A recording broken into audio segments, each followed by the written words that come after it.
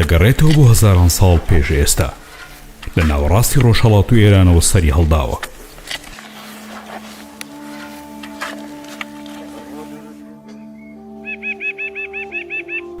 ئەم میوە ڕەنگینە نەک تەنیا بە تامە خۆشەکەی بەڵکو بە سیمبۆلی ژیان و جوانی و مێژوویەکی دەوڵەمەند ناسراوە.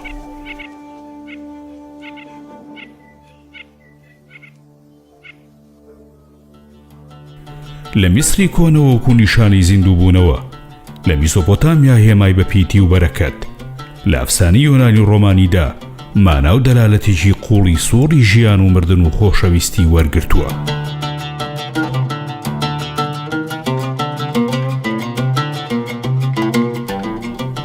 لە ئەدەبیاتی فارسیشدا هەنار بە جوانترین گزارش بۆ جوانی بەکار هاتووە. تەنانەت لە ئاینە ئاسمانەکانیشدا وەک میوەیەکی بەهەشتی و پڕخێر و بەرەکەت ناوی هاتووە. هەنار هێمایەکی دوانەییە، نوێنەرایەتی ژیان و مەرگ، خۆشی و ناخۆشی بە پێیتی وشکی دەکا.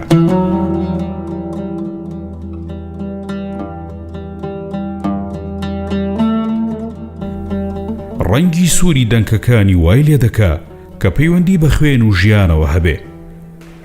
لە کاتێکدا دەنکە زۆرەکانی ناوی هێمای ژیانێکی نوێ و بەردەوامین.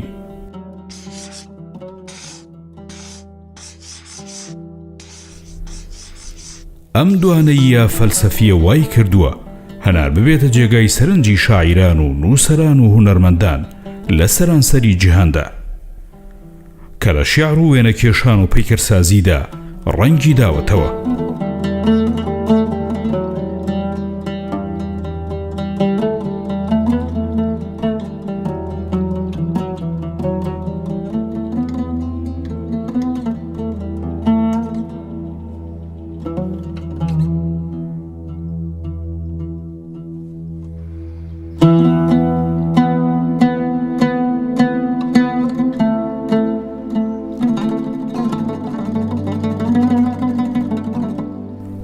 کەواتە هەنار تەنها لەسەر مێزی خواردن جێگای نییە، بەڵکو لە جوانی ناسی و هونەردا پێگەیەکی تایبەتی هەیە. ڕەنگە سوورە گەشەکەی، شێوازە خڕ و سەرنج ڕاکێشەکەی و دەنکە بریقەدارەکانی وایان کردووە ببێتە بابەتێکی ئیلهام بەخش بۆ ئەدەب و هونەر.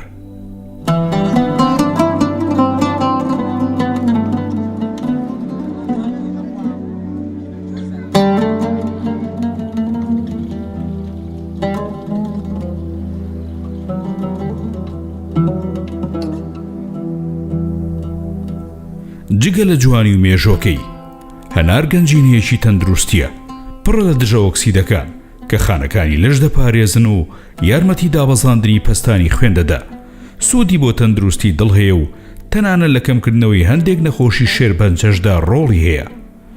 لێکۆڵینەوە زانستیەکان لە دەیان ساڵی ڕابردوودا ئەم ڕاستیەیان سەلماندووە و هەناریان وەکو یەکێک لە میوە هەرە بە سوودەکان ناساندووە. هەر دەنگێک لە هەنار سوودێکی زۆری تێدایە بۆ تەندروستی.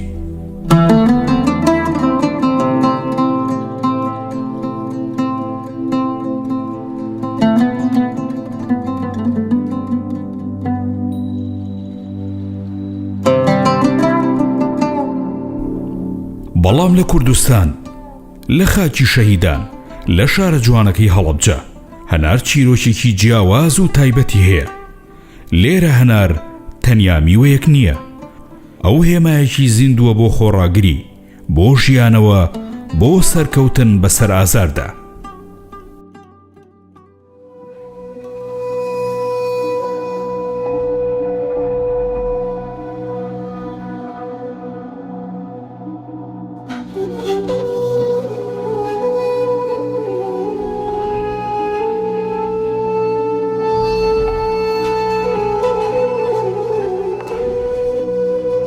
هەڵەبجە خۆی لە هەنارێکی گەورە دەچێ، بە سیما جوان و لە ناخەوە دڵخوێنی ئازارەکانی.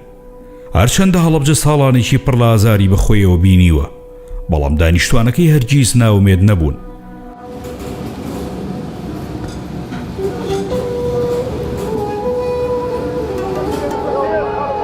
دوای تاوانی هەڵەبجە، خەڵکی ئەم شارە بە وزەیەکی نوێوە گەڕانەوە سەر زەوی و باخەکانیان، جارێکی دەرچوونەوە سەر هەنار و ژیان.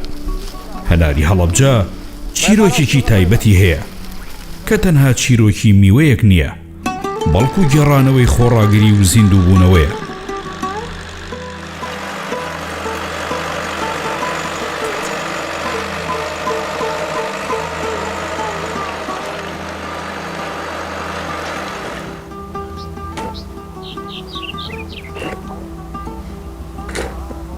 بەپێی ئامارەکان زیاتر لە 10,600 دۆنەم زەوی لە سنووری پارێزگاکە چێنراوە بە هەنار. ساڵانە نزیکەی 20 بۆ 30,000 تۆن هەناری لێ بەرهەم دەهێنرێ کە نزیکەی 70% دەنێرێتە دەرەوەی پارێزگاکە یان هەنار دەدەکرێت.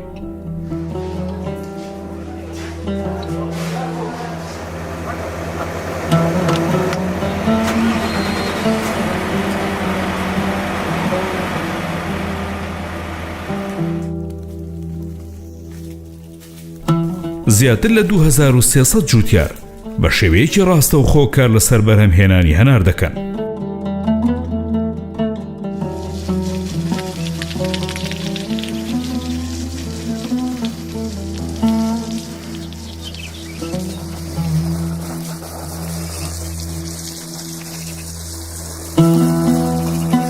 هەناری هەڵەبجە بە تایبەتمەندی خاکەکەی و کەش و هەوای ناوچەکە خاوەنی تامێکی تایبەت و شیرینە، قەباری گەورەتر، ڕەنگی سووری قوڵتر و بڕێکی زۆرتری ئاو و دەنگی تێدایە کە بە باشترین هەنار دادەنرێ.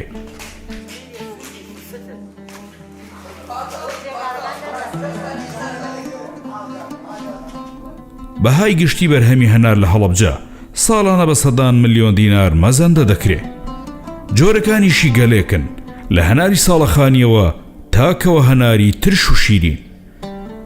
ناوازەیی و جوانی و پڕبەرهەمی هەناری هەڵەبجە وای کردووە هەناری هەڵەبجە دەنگدانەوەی هەبێ و خواستێکی زۆری لەسەر بێ و ببێتە نمونەیەکی جوانی و باشی هەناری کوردستان و دەنگدانەوەی جیهانی تۆمار بکە.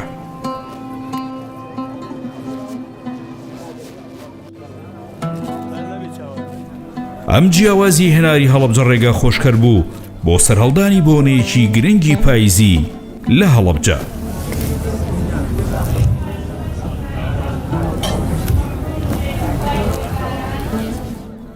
هەڵەبجە بە سێو خنکە بەڵام بە هەنار بوژایەوە. هەر ساڵێک لە وەرزی پاییزدا بە تایبەتی لە کۆتایی مانگی تشرینی یەکەم و سەرەتای تشرینی دووەم هەڵەبجە میوانداری فێستیڤاڵی هەنار دەکا. فێستیڤاڵێک کە یەکێکە لە گرنگترین بۆنە کشت و کاڵی و کولتورەکانی هەرێمی کوردستان، وەک گەورەترین کەرنەڤاڵی کولتوری لە کوردستان و عێراق ئێستا دەگاتە 11هەمین خولی.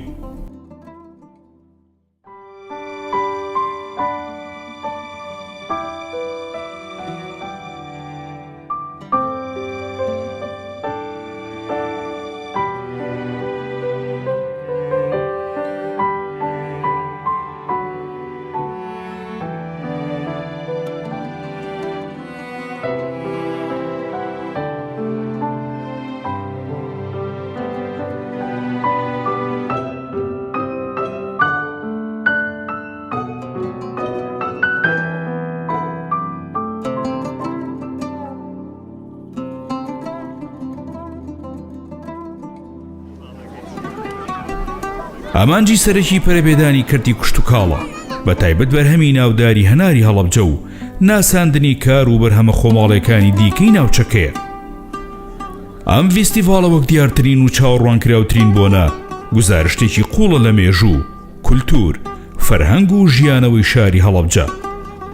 شوێنی سەرەکی بەڕێوەچوونی فێستیڤاڵەکە لە پارێزگای هەڵەبجەیە و لە ناو پارک و شاری یاری هەڵەبجەدا بەڕێوە دەچێت.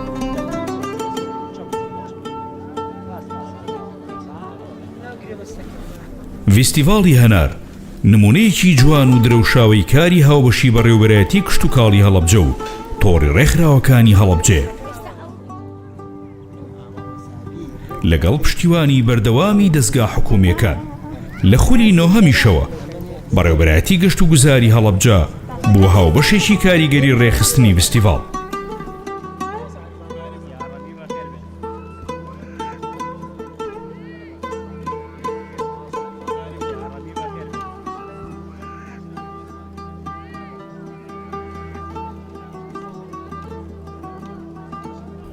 یەکەمین خولی فستیڤاڵەکە لە ساڵی 2015 بە توانایەکی سادە و بە بەشداریەکی سنووردار لە نەمامگەی سیروان بەڕێوەچوو.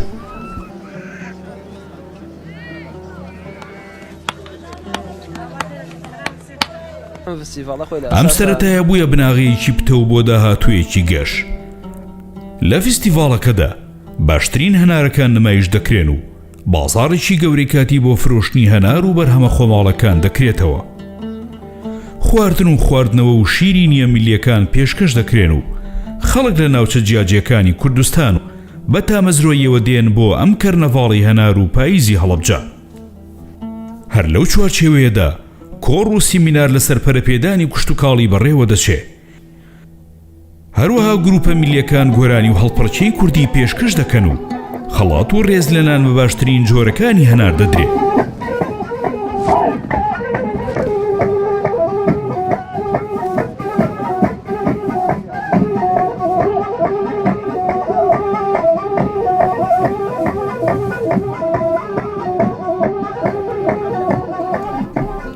لە هەر گۆشەیەکی فستیڤاڵەکە ئادگار و دیمەنێکی جوانت بەرچاوەکەوێ.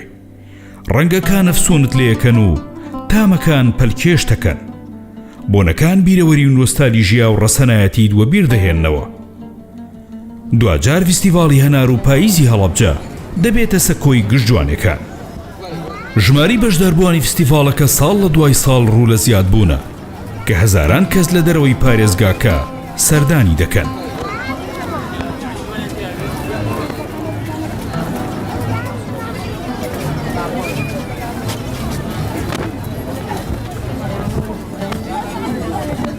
لە خولەکانی سەرەتاوە لە ساڵی 2015 بۆ 2017 ژماری بەشدار بووان 50 تا 70 بەشدار بوو. هەروەها ژمارەی سەردانیکەران 2000 بۆ 10,000 سەردانیکەر دەستی پێکرد. لە خولەکانی دواییدا لە 2022 بۆ 2024 ژمارەی بەشدار بووان گەشتوتە زیاتر لە 650 بۆ 700 بەشدار بوو. ژمارە یەکەکان لە 500 بۆ 600 یەکە زیادی کردووە. هەروەها ژمارەی گەشتیاران لە 250,000 بۆ 300,000 کەس زیادی کردووە. بڕی فرۆشتنیش گەشەیەکی سەرسوڕهێنەری بەخۆیەوە بینیوە کە دەگاتە سەدان ملیار دینار. فستیڤاڵی هەناری هەڵەبجە کە بە درێژایی ساڵان پەریسەندووە و بۆتە هێمایەک بۆ بەرهەمی خۆماڵی، وەک فستیڤاڵی دایک و نمونەیەکی سەرکەوتوو کاریگەری لەسەر دەیان شار و دەستگای تیکە داناوە و فستیڤاڵیان بۆ بەرهەمە جیاوازەکانی ناوچە جیاجیەکانی خۆیان ساز کردووە. ئەم فستیڤاڵە چەندین گرنگی و ئامانجی استراتیژی لە خۆ دەگرێت کە کاریگەریەکی قوڵیان لەسەر گەشەپێدانی ناوچەکە و ژیانی هاوڵاتیانی هەیە. گرنگترین ئامانج پەرەپێدانی بەرهەمی هەنار و بەرهەمە خۆماڵەکانی ناوچەکەیە، بە تایبەتتر هەناری هەڵەبجە. ئەم هەنارە بە تایبەتمەندیە ناوەزەکانی لە تام و قەبارە و کوالیتیدا ناوبانگی دەرکردووە و مەبەست لێی ناسەندنی زیاترە لەسەر ئاستی ناوخۆی و جیهانی.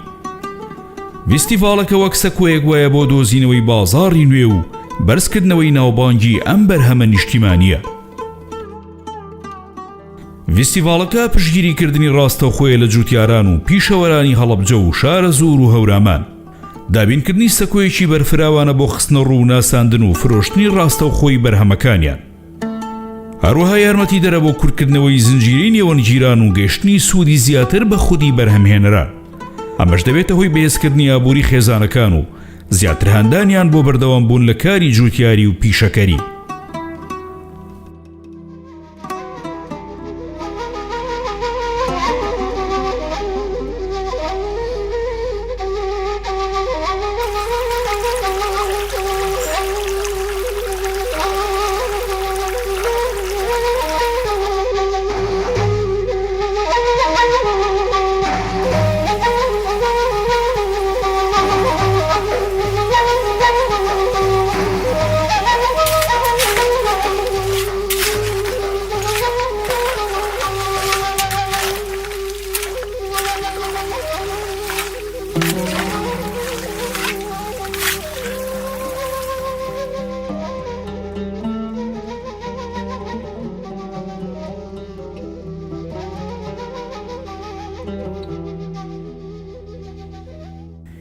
یەکێک لە ئامانجە هەرە بەرچاوەکان پەرەپێدانی گەشتیاریە. فێستیڤاڵەکە توانایەکی بێهاوتا هەیە بۆ ڕاکێشانی ژمارەیەکی زۆر لە گەشتیاران. ئەم گەشتیاران تەنها لە هەرێمی کوردستانەوە نین، بەڵکو لە ناوەڕاست و باشووری عێراق و تەنانەت لە دەرەوەی وڵاتیشەوە ڕوو لە هەڵەبجە دەکەن. ئەمەش نەتەنها دەبێتە هۆی گەشەی کردی گەشتیاری، بەڵکو دەبێتە پردێک بۆ ناساندنی کولتور و جوانیەکانی ناوچەکە.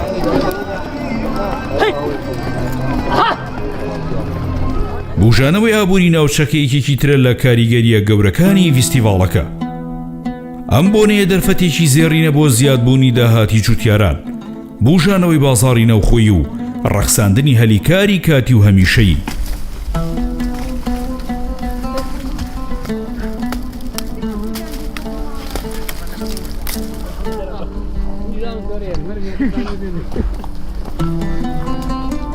داهاتی فێستیڤاڵەکە چ لە ڕێگەی فرۆشتنی هەنارەوە بێ یان بەرهەمە خۆماڵەکانی دیکە، بە شێوەیەکی بەرچاو کاریگەری لەسەر ئابووری خێزانە بەشداربووەکان و دانیشتوانی ناوچەکە هەیە.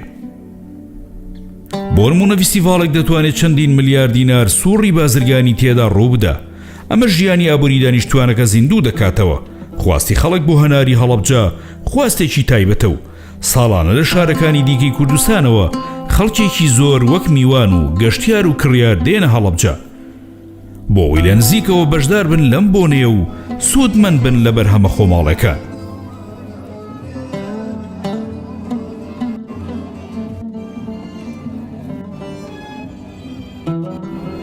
فێستیڤاڵی هەنار ڕۆڵێکی گرنگ دەبینێت لە نوێکردنەوەی پەیوەندی کۆمەڵایەتیەکان و پاراستنی کولتوری خۆجێیی. ئەم بۆنەیە خەڵکی پێکەوە کۆ دەکاتەوە، دەرفەت بۆ ئاڵوگۆڕی کولتوری و کۆمەڵایەتی دەڕەخسێنێ و یادەوەری دروست دەکات.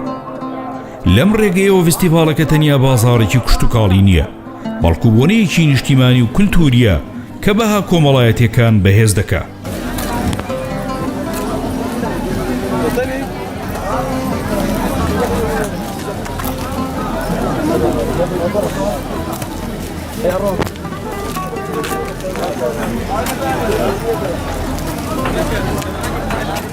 دوجار فێستیڤاڵی هەناری هەڵەبجە تەنها ئاهەنگگێڕانێک نییە بۆ بەرهەمێکی کوشتتوکاڵی، بەڵکو پرۆژەیەکی فرەڕەهەندە کە پەرە بە ئابووری، گەشتیاری، کولتوری و پەیوەندیە کۆمەڵایەتیەکان دەدا. ئەم فێستیڤاڵە بەکردەوە دەیسەلمێنێ کە چۆن دەکرێت بەرهەمێکی خۆماڵی ببێتە هۆکارێک بۆ گەشەپێدانی هەمەلایەن و بەردەوام.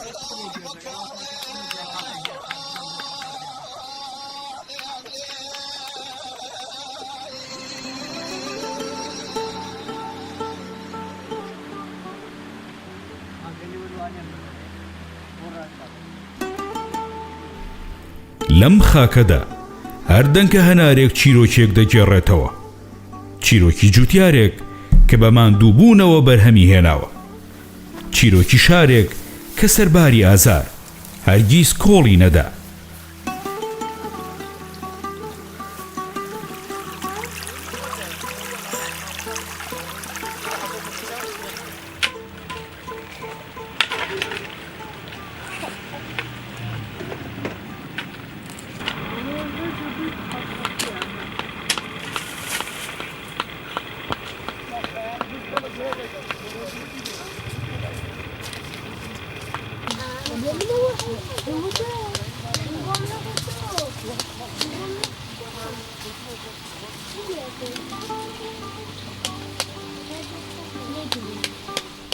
لە پشت گەشاوەی و شادی فێستیڤاڵی هەناری هەڵەبجەوە چیرۆکێکی دیکە شاراوەیە، چیرۆکی کۆڵەدان و قوربانیدانی کۆمەڵە مرۆڤێکی دڵسۆز و ماندوو لە خۆبردوو و قازانجنەویست کە بە گیانێکی خۆبەخشانەوە هەزاران ئاستەنگ و نەبوونیان تێپەڕاندووە.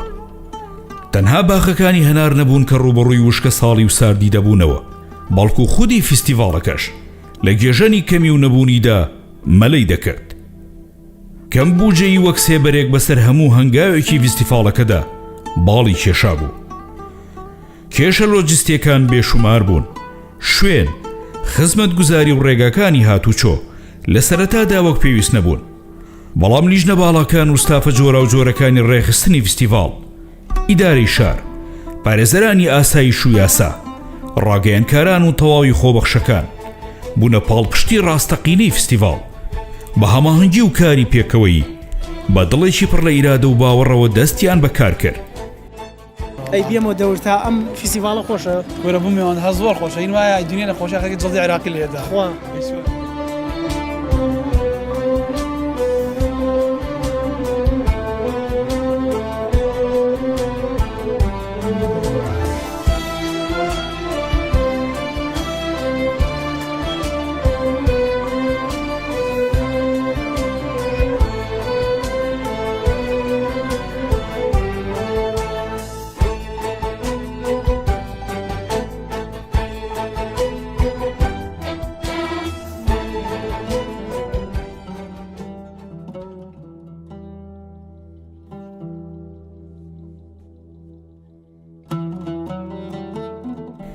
یەکێک لە نهێنیەکانی سەرکەوتنی فێستیڤاڵی هەناری هەڵەبجە کە بۆتە تابلۆیەکی زیندوو لە کاری پێکەوەی نێوان سێ کوچکەیەکی گرنگ، حکوومەت، ڕێکخراوەکانی کۆمەڵگەی مەدەنی و خەڵکی دڵسۆز.